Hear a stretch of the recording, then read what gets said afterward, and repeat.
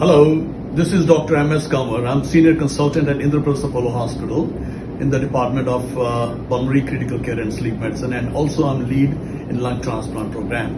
I'm also advisor in the department. Now, today I want to talk to you about respiratory failure. What is respiratory failure? Acute respiratory failure and chronic respiratory failure. Acute का मतलब ये है कि हमारी breathing, हमारे gases जो हम breathing से मेंटेन करते हैं वो हम मेंटेन नहीं कर पा रहे. Something is wrong. That means या तो ऑक्सीजन कम हो गई या कार्बन डाइऑक्साइड बढ़ गई हमारी बॉडी में, या दोनों गड़बड़ हो गए. ऑक्सीजन भी कम है, कार्बन डाइऑक्साइड भी बढ़ गई. सो ये एक्यूटली अगर हो within matter of hours और days, we call it acute respiratory failure. उसकी अपनी कंडीशंस है. और दूसरी होती है क्रॉनिक रेस्पिरेटरी फेलियर, जिसमें कि पेशेंट क्रॉनिकली लंग डिजीज से घिरा हुआ है, चाहे वो सीओपीडी है, चाहे इंटरस्टिशियल लंग फाइब्रोसिस है, चाहे वो एडवांस्ड टीबी की वजह से डैमेज हुआ है, सार्कोइडोसिस की वजह से डैमेज हुआ है.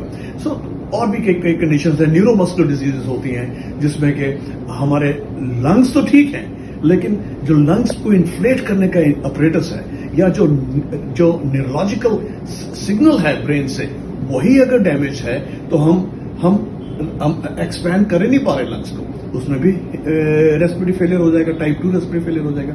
What is type 1 respiratory failure and what is type 2 respiratory failure? Type 1 respiratory failure is that जिसमें सिर्फ ऑक्सीजन कम होती है, कार्बन डाइऑक्साइड नहीं बढ़ती.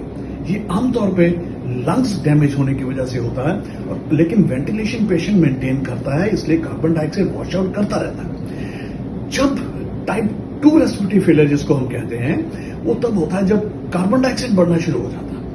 वो न्यूरोमस्कुलर डिजीज से भी हो सकता है, डायफ्राम ठीक से काम नहीं कर रहा, स्पाइनल इंजरी हो गई, उससे कार्बन डाइऑक्साइड नहीं मेंटेन कर पा रहा क्योंकि वेंटिलेशन नहीं कर पा रहा, या एंड स्टेज लंग डिजीज में चला गया. सीओपीडी है, आईएलडी है, सार्कोइडोसिस है, एडवांस टीबी है, कई तरह की डिजीज हैं जिसमें कि लंग्स इतने खराब हो चुके कि वो कार्बन डाइऑक्साइड को वॉश आउट कर नहीं पा रहे. उसमें ऑक्सीजन भी कम होती है, कार्बन डाइऑक्साइड भी बढ़ती है.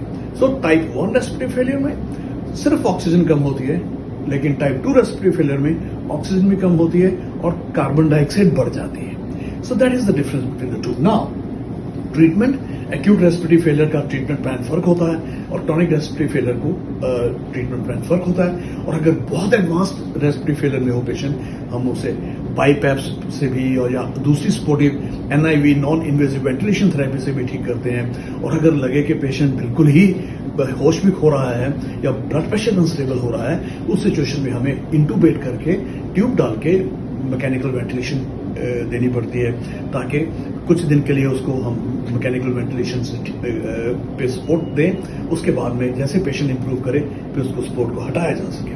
सो इस तरीके से क्रॉनिक रेस्पिरेटरी फेलियर के पेशेंट्स जो होते हैं उनमें बहुत जद्दोजहद करनी पड़ती है. It's a struggle. और अगर इरिवर्सिबल क्रॉनिक लंग फेलियर है और लंग फेलियर खासकर लंग्स की वजह से डैमेज है, न्यूरोमस्कुलर नहीं, लंग्स की वजह से अगर डैमेज है, उस सिचुएशन में हमें पेशेंट को लंग ट्रांसप्लांट की ऑप्शन देनी पड़ती है कि और कोई चारा नहीं है. If you want to improve the quality of life, अगर वो बाकी क्राइटेरिया मीट करता है पेशेंट, तो हम उन पेशेंट्स को लंग ट्रांसप्लांट के लिए एडवाइस करते हैं. And that is what can give them 7-8 years of extra life. Thank you.